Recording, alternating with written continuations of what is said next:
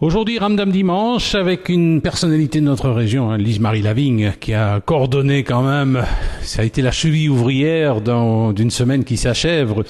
Pendant toute une semaine, ici au château de Trasny, on a commémoré la fin de la Seconde Guerre mondiale avec une superbe exposition qu'on peut encore découvrir. Et puis cet après-midi, il y aura un défilé de jeunes filles habillées en guide. Ce sera un défilé historique. Et puis 18h, un son lumière. Alors, Lise-Marie, on peut encore découvrir cette exposition. Comment est-ce que vous avez abordé le sujet? C'est uniquement concentré sur Courcelles? Oui, on a essayé de concentrer l'exposition donc de documents sur l'entité de Courcelles. Donc depuis la semaine dernière, ces documents sont à la vue du public et notamment des écoles.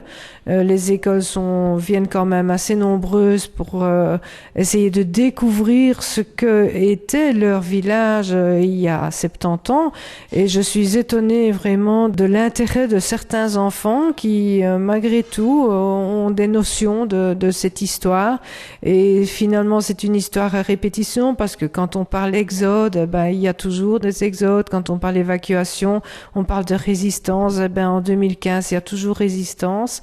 Et je voudrais aussi évoquer ce documentaire, ce petit son et lumière qui a été mis en collaboration avec Radio Ramdam et La Posterie, qui de visu fera, j'espère, réfléchir ou du moins voir un petit peu quelle était notre vie quotidienne au fil de 5 ans de guerre. Oui, alors il fait plus ou moins une vingtaine de minutes, on pourra le voir ce soir à partir de 18h. Nous sommes avec Lise-Marie Lavigne, une des chevilles ouvrières des commémorations de la fin de la Seconde Guerre mondiale, ici au château de Trasny, toute une série d'activités, 14h30, ne manquez pas un défilé de guides qui nous permettra de découvrir les différents costumes qu'avaient ces jeunes femmes qui furent aussi combattantes. Alors quand on arrive et qu'on peut encore découvrir cette exposition, inévitablement, il y a la tuerie du 18 août 44. Oui, mais ça c'était immanquable puisque c'est le fait de guerre, je vais dire, de l'entité le plus important. Oui, rappelez-nous un petit peu de ce dont il s'agit. Eh bien, donc le bourgmestre Oswald Anglebien a été assassiné par des résistants. Bourgmestre de Charleroi. Oui, qui était bourgmestre de Charleroi, mais qui habitait Trasny. Donc il revenait de Charleroi et était donc assassiné juste à la limite de Souvray. Les archives nous montrent que c'était, je vais dire, un homme avec une double personnalité, collaborateur de face et malgré tout résistant sur le côté, parce que des archives ont montré qu'il a fait sortir des prisonniers de la prison de Charleroi à plusieurs reprises, et notamment des Gouitois.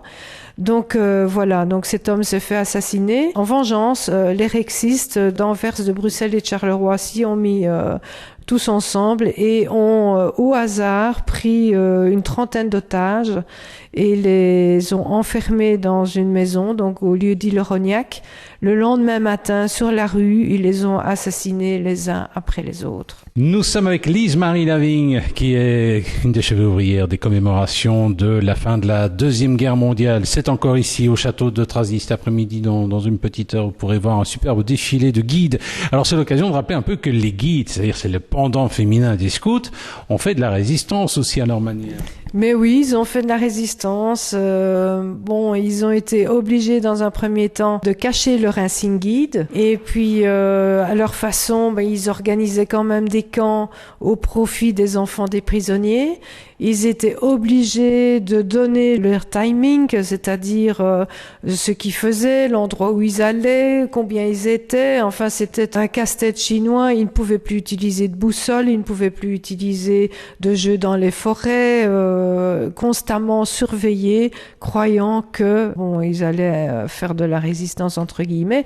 Mais on a quand même le témoignage d'une guide qui faisait de la résistance et qui a été emmenée en camp de concentration, qui en est décédée. Nous sommes avec Lise-Marie Lavigne, une des chevilles ouvrières des commémorations de la Seconde Guerre mondiale ici au château de Trasny. Vous pouvez encore venir nous dire un petit bonjour à 14h30, un défilé de jeunes guides. Alors justement, ces guides vont organiser un défilé de mode, rappelant les costumes qu'elles ont portés depuis les années 20, les années 30, parce qu'on célèbre 100 ans de guidisme en Belgique. Ces costumes, ils ont un peu changé, ils sont un peu plus sexy maintenant. Oui, quand même.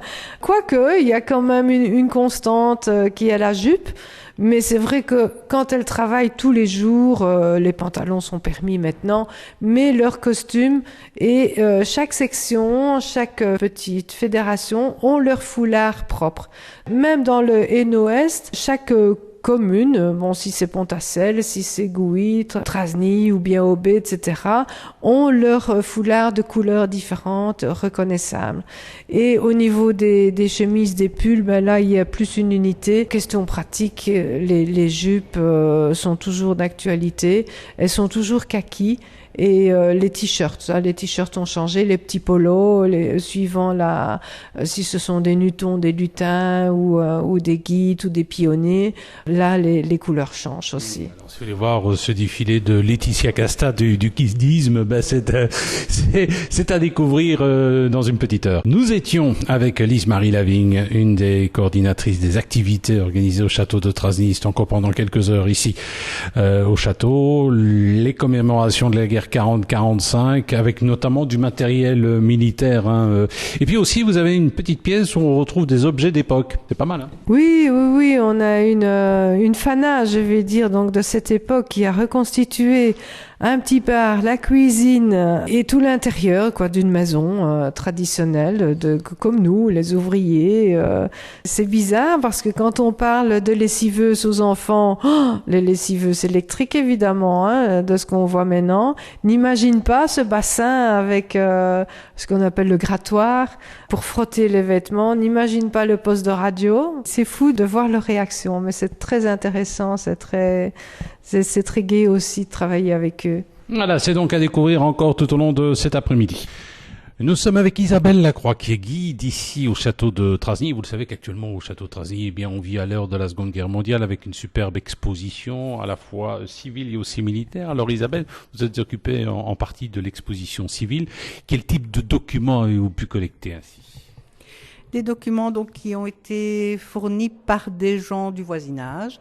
Donc des anciennes cartes d'identité, fausses cartes d'identité notamment, des documents qui reprennent les tableaux d'honneur avec les photos donc des personnes qui sont décédées à cause de la guerre ici dans les environs.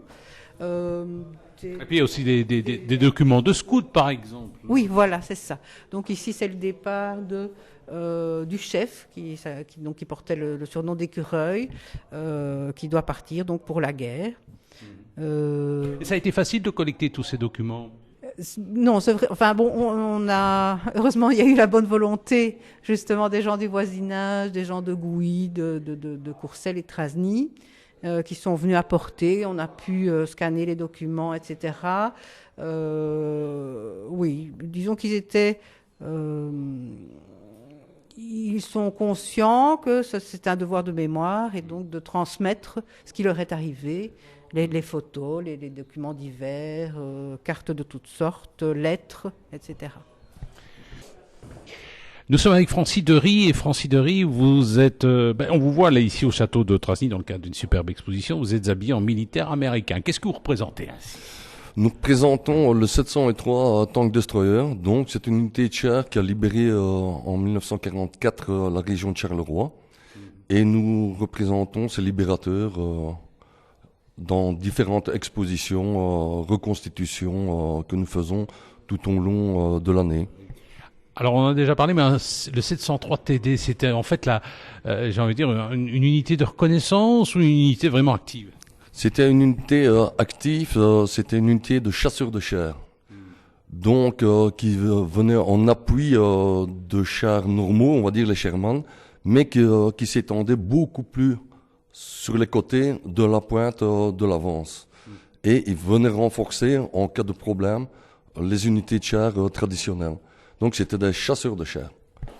Nous sommes avec Francis Dery, représentant d'une association qui s'appelle le 703 ATD Chapter, une association qui reconstitue un petit peu cette unité américaine. Est-ce que les combats en 44, on a été sauvés la région de Charleroi a été libérée en septembre 44, est-ce que les combats ont été importants?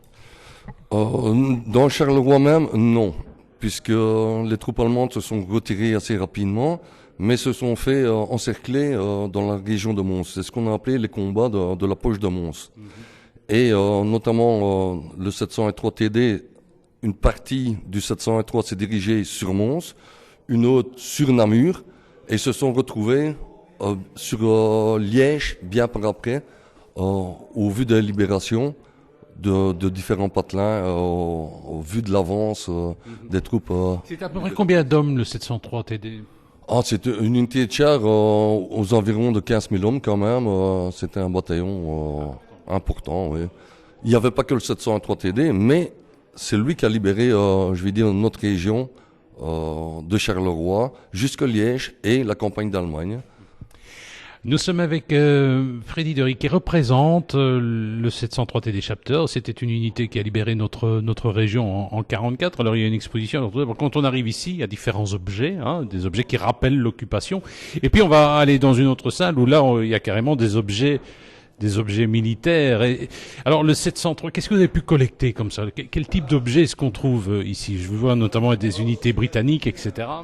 Nous pouvons retrouver tout ce qui est comme fantassin, parce qu'il n'y avait pas que les chars, il y avait une unité portée sur Halftrack, donc qui encadrait les chars pour justement protéger tout ce qui était char. Donc il y a le fantassin traditionnel américain, avec son armement, que ce soit le fusil, la mitraillette, les mitrailleuses différentes, donc vraiment une unité de fantassin américain. Alors c'est quand même du matériel important, parce qu'il y a un sidecar, il y a une radio, il y a des mitrailleuses, les mitrailleuses démilitarisées. Oui, toutes nos armes, bien évidemment, sont démilitarisées en conformité avec la loi. Ça, c'est un point d'honneur que nous faisons lors de la Constitution.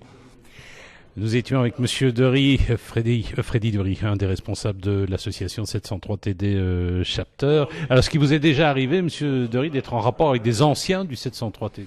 Oui, nous étions en rapport il y a quelques années avec le dernier chef de corps du 703 TD, le colonel Showalter, qui est décédé il y a maintenant, je pense, 6 ans. Et il existe toujours en Amérique une association de vétérans, mais qui commence à s'éclaircir de plus en plus, vu l'âge, je vais dire. Et vous, votre association a beaucoup de véhicules? Oui, nous avons une trentaine de véhicules. Certains propriétaires en possèdent même plusieurs, que ce soit de la Jeep, le Dodge, le GMC.